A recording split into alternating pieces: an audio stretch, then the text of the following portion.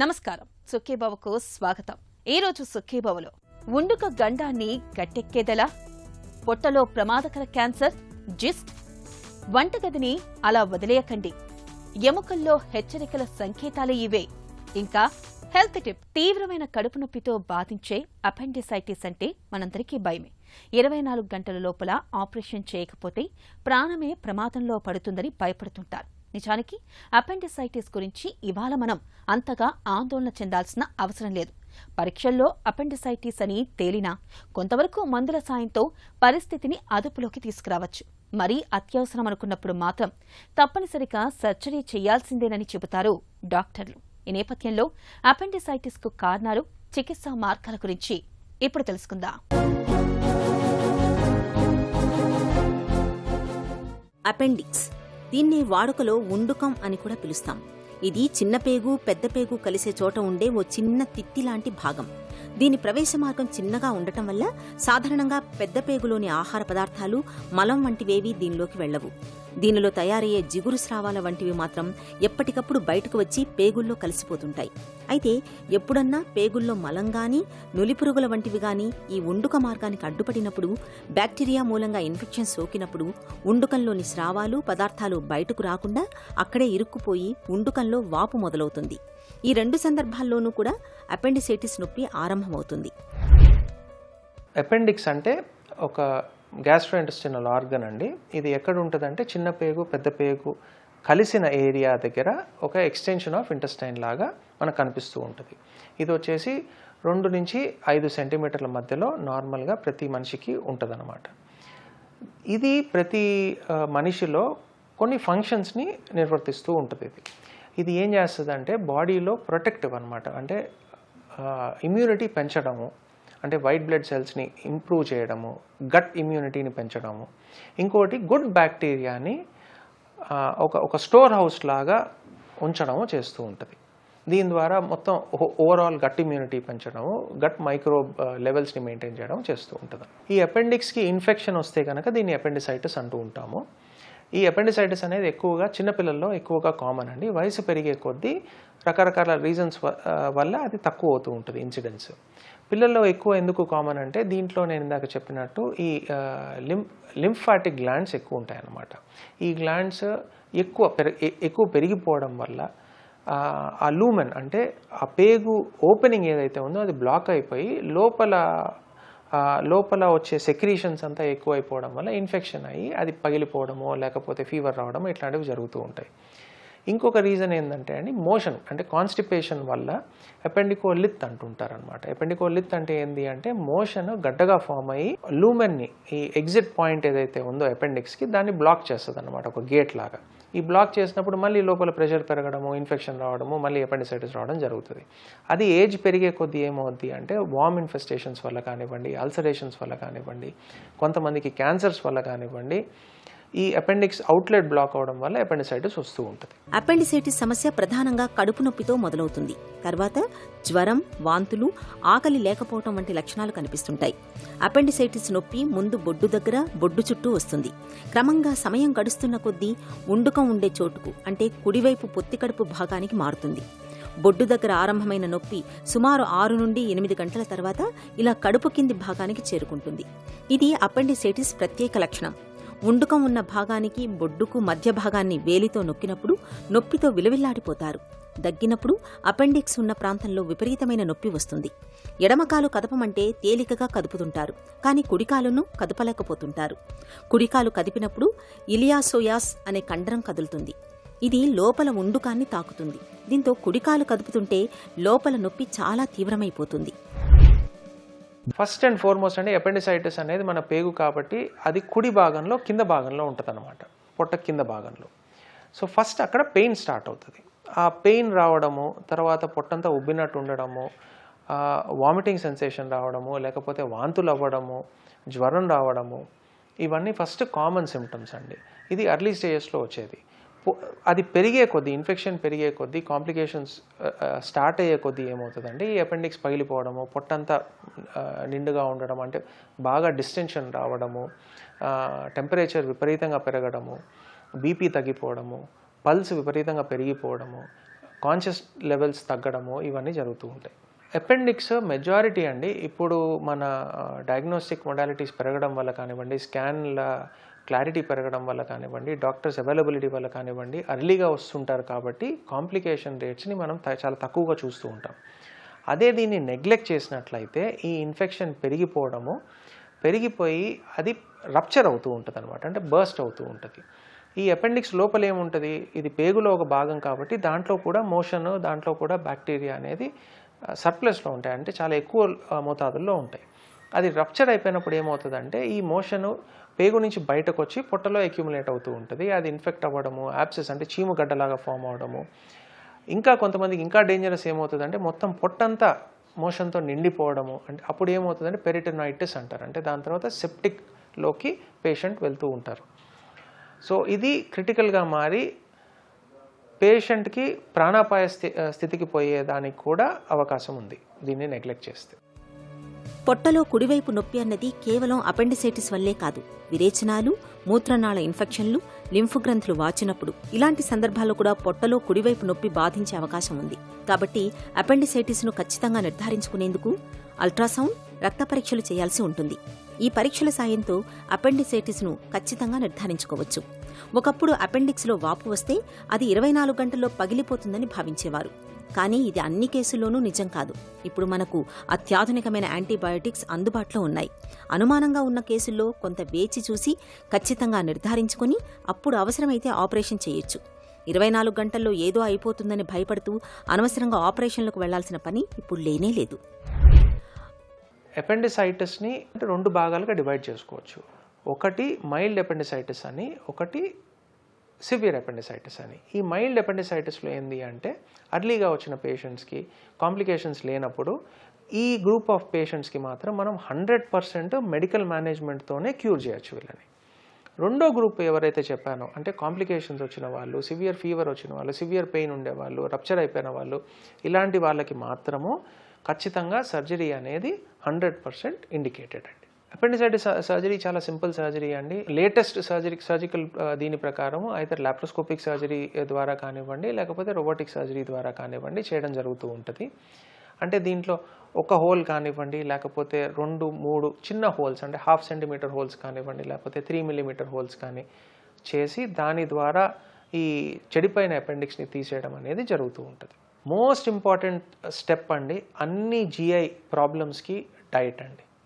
ఆ డైట్లో కూడా ఫైబర్ రిచ్ డైట్ తీసుకున్నట్లయితే, ప్లెంటీ ఆఫ్ లిక్విడ్స్ తీసుకున్నట్లయితే 99% ఆఫ్ గ్యాస్ట్రో ప్రాబ్లమ్స్ అండి, అంటే 99% పేగుకి సంబంధించిన ప్రాబ్లమ్స్ని అవాయిడ్ చేయగలుగుతాము.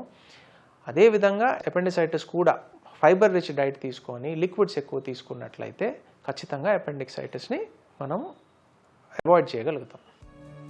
అల్ట్రాసౌండ్ స్కానింగుల్లో అపెండిక్స్లో వాపు ఉండి అపెండిసైటిస్ వచ్చిందని స్పష్టంగా నిర్ధారణ అయితే నేరుగా ఆపరేషన్కు వెళ్లిపోవచ్చు. ఉండుకాన్ని తొలగించడానికి 2 రకాల సర్జరీలు అందుబాటులో ఉన్నాయి. పొట్ట మీద కోత పెట్టి ఉండుకాన్ని తొలగించే విధానం ఒకటి. రెండోది పొట్ట మీద రంధ్రాలు వేసి వాటి ద్వారా కెమెరా గొట్టం పరికరాలు పంపి ఉండుకాన్ని తొలగించే లాప్రోస్కోపీ విధానం. 2 సమర్థమైనవే, కానీ లాప్రోస్కోపీ విధానంలో పెద్దగా కోత ఉండదు కాబట్టి త్వరగా కోలుకుంటారు. అయితే పరీక్షల్లో సమస్య అంత స్పష్టంగా నిర్ధారణ కానప్పుడు, కడుపులో నొప్పి తీవ్రంగా లేనప్పుడు ఎలాంటి ఆహారం ఇవ్వకుండా సెలైన్ ఇస్తారు. దీంతో పేగులకు పూర్తి విశ్రాంతి దక్కి 1-2 రోజుల్లో నొప్పి తగ్గిపోతుంది. అప్పుడు తిరిగి పరీక్షించి ఆపరేషన్ అవసరమా లేక మందులతో చికిత్స చేస్తే సరిపోతుందా అన్నది తేలుస్తారు. ఒకవేళ నొప్పి తగ్గకుండా పెరుగుతుంటే ఆపరేషన్ తప్పనిసరి అవుతుంది. మన పొట్టలో కనిపించే చిన్న చితక సమస్యల్ని మనలో చాలా మంది పెద్దగా పట్టించుకోరు. గ్యాస్ట్రిక్ బాధలంటూ తేలికగా తీసుకుంటూ ఉంటారు. నిజానికి ఇలాంటి చిన్న చిన్న ఇబ్బందుల వెనుక కొన్నిసార్లు జిస్ట్ వంటి ప్రమాదకర క్యాన్సర్లు పొంచి ఉండే అవకాశం ఉంది. సాధారణ కణితులకు భిన్నంగా జీర్ణాశయ గోడల కణజాలం నుంచి పుట్టుకొచ్చే జిస్ట్ క్యాన్సర్లకు ఇతరత్ర అంశాల కన్నా జన్యువుల మ్యూటేషనే ప్రధాన కారణమని పేర్కొంటారు నిపుణులు. పిల్లలు, యువకుల్లో కనిపించే రేర్ టైప్ జిస్ట్ క్యాన్సర్లకు చికిత్స, పరిశోధనల కోసం ఇంగ్లాండ్లో ప్రత్యేకంగా పాస్ జిస్ట్ పేరుతో క్లినిక్ను నెలకొల్పి గత 2 దశాబ్దాలుగా సేవలు అందిస్తున్నారు మన తెలుగువారైన డాక్టర్ రమేష్ బులుసు గారు. పొట్టలో పురుడు పోసుకునే ప్రమాదకర జిస్ట్ క్యాన్సర్ల గురించి ఇప్పుడు తెలుసుకుందాం. గ్యాస్ట్రో ఇంటెస్టినల్ స్ట్రోమల్ ట్యూమర్స్ అనేది ఒక రేర్ క్యాన్సర్ అన్నమాట. అది చాలా అరుదైన క్యాన్సరు. అది జిఐ ట్రాక్ట్లో ఉంటుంది, అంటే డైజెస్టివ్ ట్రాక్ట్లో ఉంటుంది. మెయిన్ సిమ్టమ్స్ ఏంటంటే వాళ్ళకి జిస్ట్ కొంచెం చాలా బ్లడ్ సప్లై ఉంటుంది, చాలా రక్త ఇవి ఉంటుందన్నమాట. దాంట్లో ఏమవుతుందంటే వాళ్ళకి కొంచెం బ్లీడింగ్ అవుతుంది. ఆ బ్లీడింగ్ వల్ల ఏంటి వాళ్ళకి రక్తహీనం అయిపోతుంది, అంటే అనీమియా వస్తుంది అన్నమాట. దాంతో అనీమియాతో హీమోగ్లోబిన్ తగ్గిపోతుంది, దానికి ఆయాసము తర్వాతము ఈ దేవుడు వస్తుంది. ఇంకోటి అంటే వాళ్ళు వామిటింగ్ అవుతుందన్నమాట. వామిటింగ్ అంటే బ్లడ్ వామిటింగ్స్ అవుతుంటాయి, లేకపోతే విరోచనలు అవుతున్నప్పుడు ఆ స్టూల్స్ కొంచెం నల్లగా అవుతుంటాయి. ఒక్కసారి కూడా కడుపులో నొప్పి వస్తుంది, ఒక్కోసారి కడుపులో ఉబ్బినట్టు వస్తుంది. కానీ ఇవేంటంటే ఈ సిమ్టమ్స్ దీనికి స్పెసిఫిక్ కాదు, అంటే ఈ సిమ్టమ్స్ మిగతా క్యాన్సర్ కూడా రావచ్చు. కానీ యంగ్ పేషెంట్స్లో ఇట్లా వస్తే మటుకు ఇది పెద్ద వార్నింగ్ సిమ్టమ్ అన్నమాట. ఏంటి వాళ్ళకి ఇట్లా ఎనీమియా అవ్వడం కానీ లేకపోతే ఇట్లా వామిటింగ్ బ్లడ్ అట్లా అంటే ఆ జిస్ట్ సస్పెక్ట్ చేయాలి.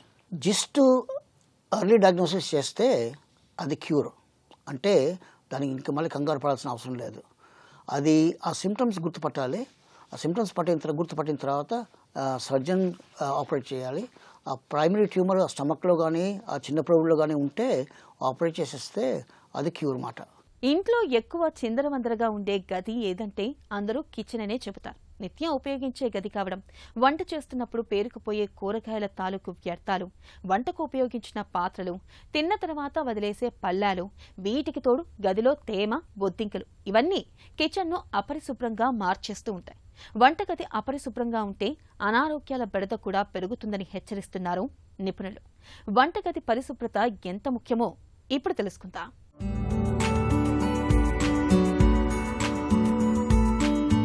వంటగది ఆకలి తీర్చడమే కాదు, ఔషధగనిగా ఆరోగ్యాన్ని కాపాడుతుంది. దీని శుభ్రతపై నిర్లక్ష్యం వహిస్తే అది సర్వరోగాలకు ముఖద్వారంగా మారుతుంది. మన ఆరోగ్యంలో వంటగది ముఖ్య పాత్ర పోషిస్తుందని జాతీయ పోషకాహార సంస్థ కూడా గుర్తు చేస్తోంది. మనలో చాలా మంది వండిన, తిన్న పాత్రలను సింక్, డైనింగ్ టేబుల్పై వదిలేస్తుంటారు. వంట చేసేటప్పుడు ఒలికిన నీరు, మిగిలిన ఆహార పదార్థాలతో పాటు గదిలోని తేమ అలాగే ఉండిపోతుంది. అందరూ పడుకున్న తర్వాత మొదలవుతుంది బొద్దింకల స్వైరవిహారం. వీటిని ఎలా వదిలించుకోవాలో తెలియక రకరకాల ప్రయత్నాలు చేస్తుంటారు. తిన్న పాత్రలను రాత్రి పడుకునే ముందే శుభ్రం చేసుకోవాలి. తద్వారా వంటగదిలోకి బొద్దింకలు రాకపోవటమే కాక గిన్నెలను శుభ్రం చేయడం కూడా సులువవుతుంది. తిన్న పాత్రలు, మిగిలిన ఆహారం అలాగే వదిలేస్తే పాడే దుర్వాసన వెదజల్లుతాయి. వండిన, తిన్న పాత్రలు సింకులోనే ఉంటే వంట చేసేందుకు వేరే పాత్రలు ఉపయోగించాలి. వంటగది స్థలాన్ని ఇవి ఆక్రమిస్తాయి. ఉన్న వాటిని ఎప్పటికప్పుడు శుభ్రం చేసుకుంటే ఖర్చు, స్థలం, శుభ్రత 3 కలిసి వస్తాయి. ఇక వంట చేసిన తర్వాత ఆ ప్రదేశాన్ని వెంటనే శుభ్రపరచాలి.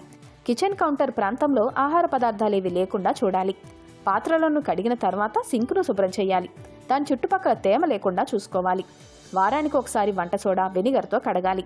వంటగదిని శుభ్రం చేసేందుకు, పాత్రల తడిని, చేతులను తుడుచుకునేందుకు వేర్వేరు వస్త్రాలను ఉపయోగించాలి. చెక్కతో చేసిన గరిటెలు, ఇతర పాత్రల్లో ఆహార అవశేషాలు మిగిలిపోతే వాటిపై ఫంగస్ చేరుతుంది. కాబట్టి అప్పుడప్పుడు వేడి నీళ్లలో ఉప్పు, నిమ్మరసం వేసి కాసేపు ఉంచి కడగాలి. గదిని శుభ్రం చేసే బ్రష్లు, ఇతర స్క్రబ్బర్లలో చేరిన అవశేషాలను వేడి నీళ్లలో బేకింగ్ సోడా వేసి శుభ్రం చేసుకోవాలి. స్టవ్ పైన, కింద, చిమ్నీని కూడా ఎప్పటికప్పుడు శుభ్రం చేసుకోవాలి. దీని చుట్టూ చేరిన వ్యర్థాలను రోజూ తొలగించాలి. వంటగదిలో తగిన వెలుతురు వచ్చేలా చూసుకోవాలి. కొత్తగా కట్టుకునేవారు తగినంత స్థలం కూడా ఉండేలా ఏర్పాటు చేసుకోవాలి. వంట చేసేటప్పుడు ఘాటు వాసనలు బయటకు వెళ్లేందుకు కిటికీలు, వెంటిలేషన్ ఉండేలా జాగ్రత్తలు తీసుకోవాలి. తడి, పొడి చెత్తకు వేర్వేరు చెత్త బుట్టలను ఉపయోగించాలి. అవకాశం ఉంటే సింక్ వద్ద ఫుడ్ క్రషర్ యంత్రాన్ని ఏర్పాటు చేసుకోవచ్చు. సింక్ వద్ద నీళ్ల పైపు తగిన ఎత్తు, దూరం ఉండేలా చూసుకోవాలి. లేదంటే నడుం నొప్పి బాధించే అవకాశం ఉంది. వయసులో ఉన్నప్పుడు మన ఎముకలు ఉక్కు కడ్డీలను తలపిస్తాయి. కానీ వయసు పైపడుతున్న కొద్దీ వాటిలోని జవసత్వాలు కూడా క్రమంగా క్షీణిస్తూ వస్తాయి. చిన్న చిన్న పనులకే ఎముకలు నొప్పిగా అనిపిస్తూ ఉంటాయి. చిన్న చిన్న కుదుపులకే ఫ్రాక్చర్లు అవుతూ ఉంటాయి. ఓవైపు కాల్షియం లోపం, మరోవైపు ఆస్టియోపోరోసిస్ వంటి జబ్బులు ఎముకలకు శాపంగా మారుతూ ఉంటాయి. అయితే ఎముకలు బలహీనపడుతున్నప్పుడు వాటి తాలూకు సంకేతాలు మనకు స్పష్టంగా కనిపిస్తూ ఉంటాయి. వాటిని పసిగట్టి తగిన జాగ్రత్తలు తీసుకుంటే ఎముకల్లో బలం తగ్గకుండా చూసుకోవచ్చని చెబుతారు నిపుణులు. ఎముకల్లో హెచ్చరిక సంకేతాల గురించి డాక్టర్ని అడిగి ఇప్పుడు తెలుసుకుందాం.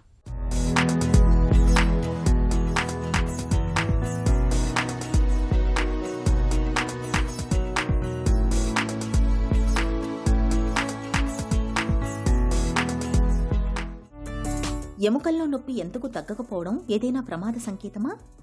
సో మనకు యూజువలీ మోస్ట్ పేషెంట్స్కి ఎముకల్లో బోన్స్లో పెయిన్ రావు. Bones are usually strong enough unless you're very very old and osteoporosis వచ్చినప్పుడు బోన్స్లో పెయిన్ రావచ్చు, కానీ 90% ఆఫ్ ఆల్ పెయిన్స్ జాయింట్స్లోనే ఉంటాయి. సో నడుములో రావచ్చు, దట్స్ ఆల్సో మల్టిపుల్ జాయింట్స్ ఉంటాయి అక్కడ, మోకాళ్ళ రావచ్చు, షోల్డర్లో రావచ్చు. సో ఏ జాయింట్ పెయిన్ వచ్చినా కానీ మనం దాన్ని లోడ్ చేయకుండా కొంచెం రెస్ట్ ఇచ్చి ఐస్ ప్యాక్స్ పెట్టుకొని ఆయింట్మెంట్ పట్టించుకోవచ్చు. పర్సిస్టెంట్ పెయిన్ ఉన్నప్పుడు, సపోజింగ్ మనకు కొన్నిసార్లు మోకాళ్ళ నొప్పులు వస్తాయి, ఎక్కువ మెట్లకి ఎదిగినప్పుడు, కొన్ని రాంగ్ ఎక్సర్సైజెస్ చేసినప్పుడు నొప్పులు వస్తాయి. అలాంటి సిచ్యువేషన్లో ఐస్ ప్యాక్స్ పెట్టుకొని లోకల్ ఆయింట్మెంట్ పట్టించుకోవచ్చు, డైక్లోఫెనాక్ జెల్. ఒక 1-2 వీక్స్ తర్వాత కానీ పెయిన్ తగ్గకపోతే after giving ice packs and rest, అప్పుడు మనం డాక్టర్ని సంప్రదించి మందులో ఎక్స్రేస్ అప్పుడు చూడవచ్చు. నడకలో ఇబ్బందిని ఏదైనా హెచ్చరికగా భావించాలా? నడకలో యూజువలీ మనకు చేంజ్ వచ్చేది mainly for 2 reasons. Either the joint అరిగిపోయిందో or the muscles are not able to take care of that because of a nerve problem. So నడిచినప్పుడు మనకేమైనా మోకాలు నొప్పులు ఉంటే, యాంకిల్ పెయిన్ ఉంటే మన స్టెబిలిటీ, మన నడక ప్యాటర్న్ మారుతుంది. బట్ చాలామంది మనతో నొప్పి లేకోకుండా నడక మారిందంటే that is mostly a neuro issue. So మన నడక ప్యాటర్న్ చేంజ్ అయింది కానీ ఎక్కడ ఆర్థోపెడిక్గా నొప్పులు లేవు, హిప్స్లోను, మోకాల్లోను, యాంకిల్స్లో ఎక్కడ నొప్పులు లేవంటే that is definitely a neurological problem from various other crosses. బ్రెయిన్లో అన్న ఫాల్ట్ ఉండొచ్చు, ఆ మెడలో అన్న ఉండొచ్చు. సో అలాంటి సిచ్యువేషన్లో న్యూరాలజిస్ట్ని కలవాలా. పెయిన్ ఉంటే ఆర్థోపెడిక్ డాక్టర్ని కలవాలా, పెయిన్ లేకపోతే న్యూరాలజిస్ట్ని కలవాలా ఫర్ వాకింగ్ చేంజెస్. చేతులు కాళ్లలో తిమ్మిర్లు ఎందుకొస్తాయి? ఇవేమైనా హెచ్చరిక సంకేతాలా? కాళ్ళు చేతుల్లో తిమ్మిర్లు వచ్చేది ఒక ఏజ్ తర్వాత can అక్కర్ in lot of patients. దీని కారణాలు మోస్ట్లీ ఆర్ న్యూరలాజికల్ రిలేటెడ్. నా కారణాలు సింపుల్ రొటీన్గా చూస్తే లాంగ్ స్టాండింగ్ డయాబెటిక్ పేషెంట్స్లో కాళ్ళ తిమ్మిర్లు, చేతుల తిమ్మిర్లు రావచ్చు. Long standing diabetes not well controlled ఇంకా తొందరలో వస్తుంది. కొంతమందికి B12 తక్కువ ఉన్నప్పుడు, విటమిన్ B12 తక్కువ ఉన్నప్పుడు తిమ్మిర్లు వస్తుంటాయి. కొంతమందికి నర్వ్ కంప్రెషన్ ఉన్నప్పుడు, నడుము దగ్గరనో చేతి దగ్గర ఇక్కడ కానీ కార్పల్ టనల్ సిండ్రోమ్ ఉంటుంది, అప్పుడు ఇక్కడ చేతుల్లో తిమ్మిర్లు రావచ్చు. మెడ దగ్గర నరం ఏమైనా ప్రెస్ చేస్తుంటే చేతికి రావచ్చు తిమ్మిర్లు. లైక్ వైజ్ నడుములో లోవర్ బ్యాక్లో నరం ఏమైనా ప్రెస్ చేస్తుంటే ఒక కాల్లో తిమ్మిర్లు, నొప్పులు రావచ్చు. So these are all mixture of orthopaedic and mainly neurological causes ఈ తిమ్మిర్ల కోసము. బట్ మోస్ట్ కామన్ మనకు తిమ్మిర్లు చూసేది డయాబెటిక్ అండ్ ఏజ్తో పాటు నర్వ్స్ వీక్ అయినప్పుడు వస్తుంటాయి. జాయింట్స్లో పెయిన్ వచ్చేది ఆర్ రిలేటెడ్ టు ఆర్థరైటిస్. బోన్స్లో మనకు మెయిన్లీ నడుములోనూ, హిప్ జాయింట్స్లోనూ, పెల్విస్లో పెయిన్ రావచ్చు because of bones becoming week. So bones week అయినప్పుడు పడకపోయినా కానీ కొన్ని రిస్క్ ఫ్రాక్చర్స్ రావచ్చు, నడుములో పర్టికులర్లీ. పడితే కానీ స్మాల్ ట్రివియల్ ఇంజరీస్కి ఆల్సో ఫ్రాక్చర్ రావచ్చు, అది ఆస్టియోపోరోసిస్ ఉన్నప్పుడు. కానీ పడకపోయినా కానీ మన బోన్ పెయిన్స్, హిప్ జాయింట్స్, బ్యాక్లో పెయిన్ వస్తుంది, they could be osteoporotic fracture ఉండొచ్చు. మనం అందరూ అనుకుంటాం పడలేదు కాబట్టి ఫ్రాక్చర్ ఉండదని, కానీ కొంతమంది ఫ్రాక్చర్స్తో వస్తుంటారు. సింపుల్ ఏజ్ 70-80 తర్వాత కొంతమంది హెవీ సూట్ కేస్ లేపినా కానీ నడుము మీద ఫ్రాక్చర్స్ రావచ్చు. బస్సుల్లో బ్యాక్ సైడ్ పోయినప్పుడు, లాస్ట్ సీట్స్లో పోయినప్పుడు బంప్ ఎక్కువ ఉంటుంది. సో ఒక స్పీడ్ బ్రేకర్ సడన్గా జంప్ అయినా కానీ ఒక ఏజ్ తర్వాత బోన్ వీక్ అయి స్పాన్ ఫ్రాక్చర్స్ రావచ్చు. సో ఇలాంటి సిచ్యువేషన్లో క్యాన్ అకర్ ఫ్రాక్చర్స్ అది వీక్ బోన్ అండ్ ఆస్టియోపోరోసిస్ ఉన్న వాళ్ళకి ఇట్లా ఫ్రాక్చర్స్ రావచ్చు. జనరల్ పాపులేషన్లో bone pains without an injury వచ్చే ఛాన్స్ చాలా తక్కువ. ఎత్తు తగ్గిపోవడం అనేది ఏమైనా హెచ్చరిక సంకేతమా? మన posture of the back, posture of the lower spine అవన్నీ effect the height overall. Height తగ్గేకి 2 కారణాలు ఉంటాయి. This is after the age of 60-70 అయ్యే కొద్దీ బోన్ స్లోగా కంప్రెషన్స్, ఫ్రాక్చర్స్ వస్తాయి స్పైన్లో because of weak bones. So height కొంచెం తగ్గుతుంది. Next is because of the posture. So మన బ్యాక్ ఎప్పుడు స్ట్రెయిట్ ఉండాలి. Back exercises, yoga, bhujangasan, back extension exercises చాలా important from the age of 30 onwards, from the age of teenagers also. ఈ back posture problems వచ్చేది ఇప్పుడు చాలామంది మనం చూస్తాం. సో ఈ పోస్చర్ కరెక్షన్ ఇస్ చాలా important to maintain your height and overall spinal alignment. ఆ వీక్ అయ్యే కొద్దీ ఏజ్లో పాటు ఫ్రాక్చర్స్ రావచ్చు, కానీ యంగ్స్టర్స్లో ఫ్రాక్చర్స్ ఉండవు. కానీ ఏజ్ పాటి బోన్స్లో మైక్రో ఫ్రాక్చర్స్ వచ్చేసి స్లోగా వీక్ అయ్యి స్పైన్ బెండ్ అవుతుంటుంది. You able to see certain ladies at the age of 70 upper back bend అయింటుంది, లోవర్ బ్యాక్ బెండ్ అయింటుంది, వీళ్ళతో హైట్ తక్కువ అవుతుంది. సో బోన్ స్ట్రెంత్ మెయింటైన్ చేయాలంటే ద సేమ్ ఇనిషియల్ టాపిక్స్ మనం మాట్లాడేది. బోన్ డెన్సిటీ చెక్ చేసుకోవాలా, డైటరీ కాల్షియం బాగుండాలా, అవసరం ఉంటే కాల్షియం టాబ్లెట్స్ వేసుకోవాలా, వాకింగ్, ఎక్సర్సైజ్ చేయాలా, అండ్ ఆస్టియోపోరోసిస్ ట్రీట్మెంట్ మెడిసిన్స్ మనం తీసుకోవాలా. ఎముకల ఆరోగ్యం కోసం ఏం చేయాలి? ఎలాంటి జాగ్రత్తలు తీసుకోవాలి? ఎముకల ఆరోగ్యం కోసము the most important is childhood నుంచి ప్రికాషన్స్ తీసుకుంటేది. So even in ladies, men, children should be active and play sports outside, not only sit in the house, have food and study. So sports ఆడేది, బయట games ఆడేది చాలా important చిన్నపిల్లల్లో. Age పెరిగే కొద్దీ till the age of 50 ఈ precautions next తీసుకోవచ్చు. డైట్లో అడిక్వేట్ కాల్షియం ఉండాలా, విటమిన్ డి సన్లైట్ ఎక్స్పోజర్ వస్తే విటమిన్ డి వస్తుంది. విటమిన్ డి తక్కువ అయినప్పుడు విటమిన్ డి సప్లిమెంట్స్ తీసుకోవాలా. మనం విటమిన్ డి తక్కువ ఉండే కాల్షియం ఆల్సో అబ్జార్ప్షన్ సరిగ్గా ఉంటుంది బోన్స్ నుంచి, ఫ్రమ్ ద స్టమక్ నుంచి, అండ్ బోన్లోకి అసిమిలేట్ కాదు. Definitely half an hour exercise is mandatory. It doesn't mean రోజు నేను వాకింగ్ చేయాలని లేదు. You can do walking one day, half an hour 25 minutes చేసినా brisk walking is fine. Again alternate days strength training చాలా mandatory. అంటే dumbbells ఎత్తేది, back exercise చేసుకునేది, leg exercise చేసేది, these in the gym or with resistance cycling, resistance elliptical, ఇవి చాలా important. దీంతో పాటు బ్యాక్ ఎక్సర్సైజెస్ ఆల్సో చేసుకోవాలి. ఆల్ దీస్ మనం చెప్పేది గంటలు టైం కాదు. Even if you do 20-25 minutes walking is good.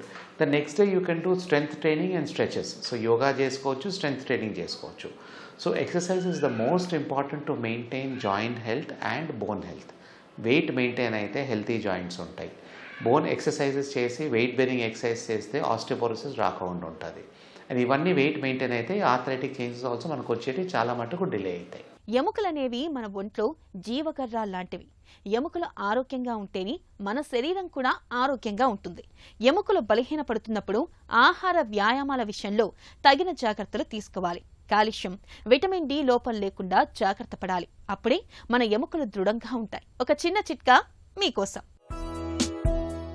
ఆకలి మందం, కఫ సమస్యలతో బాధపడుతున్నప్పుడు ఒక గ్లాసుడు మజ్జిగలో కొద్దిగా నిమ్మరసం, కొంచెం అల్లం పొడిని కలిపి తీసుకోండి. కఫం తగ్గుతుంది, ఆకలి పెరుగుతుంది.